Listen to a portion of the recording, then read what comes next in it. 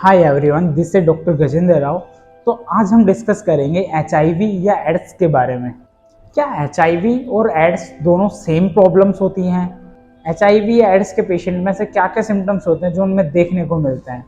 साथ ही एचआईवी या एड्स के जो इन्फेक्शन है वो कैसे फैलता है, तो इस प्रॉब्लम से कैसे बचा जा सकता है, तो आज कंप्लीट इस वीडियो में डिटेल्स में बात करेंगे। तो फ्रेंड्स, एचआईवी के रूट ऑफ इन्फेक्शन की बात करें तो फर्स्ट नंबर पर जो आता है जो असुरक्षित यौन संबंध का बनाना, जैसा कि मल्टीपल पर्सन्स के साथ रिलेशंस बनाना या इन्फेक्टेड पर्सन्स के साथ रिलेशन बनाना।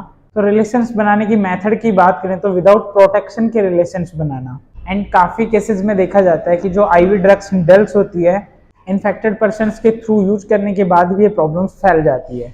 साथ ही कुछ केसेस ऐसे देखने को मिलते हैं जिनमें जेनेटिक्स होता है माँ से बच्चों में, तो ये इसके बेसिक कोजेज और कारण होते हैं जिससे एचआईवी फैलता है।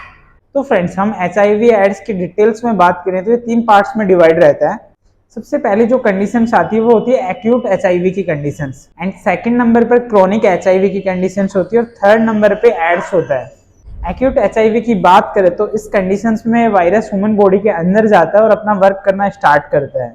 एंड क्रोनिक कंडीशन में मिडिल फेज होता है, जब एचआईवी धीरे धीरे करके टाइम जैसा जैसा निकलता जाता है तो क्रोनिक फेसेस में आ जाता है। एक्यूट एचआईवी में जो पेशेंट में जो सिम्टम्स देखने को मिलते हैं अंडर 1 मंथ के अंडर में, तो उसमें फीवर देखने को मिलता है, जॉइंट्स पेन देखने को मिलते हैं, स्किन में रैशेस देखने को मिलते हैं, थ्रोट पेन देखने को मिलता है, माउथ अल्सर देखने को मिलते हैं। बट वो कुछ समय के लिए या कुछ समय के बाद में वो बिल्कुल ठीक हो जाता है।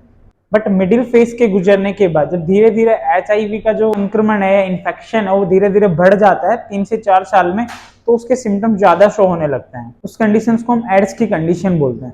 एड्स के हम फुल फॉर्म की बात करें तो एक्वायर्ड इम्यूनोडेफिशिएंसी सिंड्रोम्स होता है।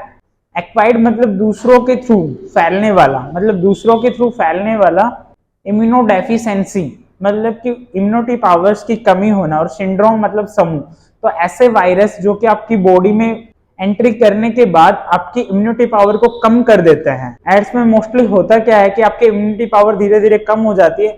आपको कोई भी या किसी भी टाइप्स के डिजीज होगी तो वो धीरे धीरे करके ही ठीक हो गया, ठीक होती भी नहीं है। जैसे आपको लगातार डायरिया बना हुआ है तो आपको लगातार डायरिया ही बना रहेगा, साथ में फीवर आ गया तो फीवर भी बहुत टाइम में जाके ठीक होगा। जैसे आपको किसी टाइप्स की इंजरी हो गई या फंगल इन्फेक्शन होगा तो वो आपकी बॉडी में रेगुलर बना रहेगा, जैसे आप फोटोज में भी देख पा रहे हैं।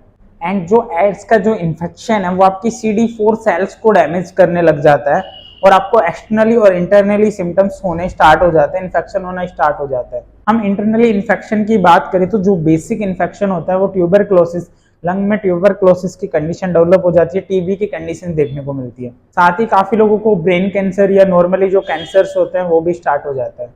एंड एक्सटर्नली इन्फेक्शन में हमें देखने को मिलता है कि जैसे फंगल इन्फेक्शन की कंडीशन डेवलप हो जाती है, वो बहुत ज्यादा क्रॉनिक हो जाती है, जिससे उसका ट्रीटमेंट कराना भी बहुत मुश्किल हो जाता है। इसमें इस टाइप्स के सिम्टम्स शो होने लगते हैं। एंड इसकी प्रिवेंटेशन की बात करें तो सबसे पहले हमें मल्टीपल सेक्स से बचना चाहिए, एंड हमेशा रिलेशंस बनाते वक्त किसी तरीके का सेफ्टी या कॉन्डम्स का यूज करना चाहिए। एंड क्योंकि हमें काफी बॉयज में ऐसे देखने को मिला है कि जो प्रोस्टिट्यूशन का जो वर्क करती है, फीमेल या गर्ल्स होती हैं, उनमें जब रिलेशंस बनाने के लिए वो जाते हैं, क्योंकि उनका वर्क होता है, जो प्रोस्टिट्यूशन का जो वर्क करती है उनका वर्क होता है कि मल्टीपल पार्टनर्स के साथ या मेल्स के साथ सेक्स करना। तो उस कंडीशंस में वो किसी तरीके का सेफ्टी या ऐसा चीज यूज ना करके वो रिलेशंस बनाते हैं और एचआईवी के शिकार हो जाते हैं। इन साथ ही अब इन्फेक्टेड पर्सन से बचें, एंड हमेशा डिस्पोजेबल निडल को यूज करें। एंड जेनेटिक फैक्टर्स से बचने के लिए, जैसे कि माँ से बच्चे को जो हो रहा है, तो जैसे प्रेगनेंसी के टाइम में कुछ ऐसे मेडिसिन और कुछ एक ऐसे डोजेस लगते हैं, ऐसे इंजेक्शन लगते हैं जो कि आगे चलकर बच्चे को एड्स ना हो, ऐसे डोजेस भी अवेलेबल होती है, तो उसको लगवाना चाहिए। एंड इस प्रॉब्लम को आपको बिल्कुल हल्के में नहीं लेना चाहिए, क्योंकि मैं आपको बता दूं सेक्स से बढ़ के भी एक लाइफ होती है। क्योंकि आप इतना भी ना डूबे कि रिलेशंस बनाने में, सेक्स करने में, कि आप सेफ्टी का ही यूज ना कर पा रहे हैं इन्फेक्टेड पर्सन्स के साथ करने में भी। इसके सिम्टम्स बहुत आगे चलकर शो होते हैं। तो इस वीडियो को जरूर अपने फ्रेंड्स तक शेयर करें। धन्यवाद।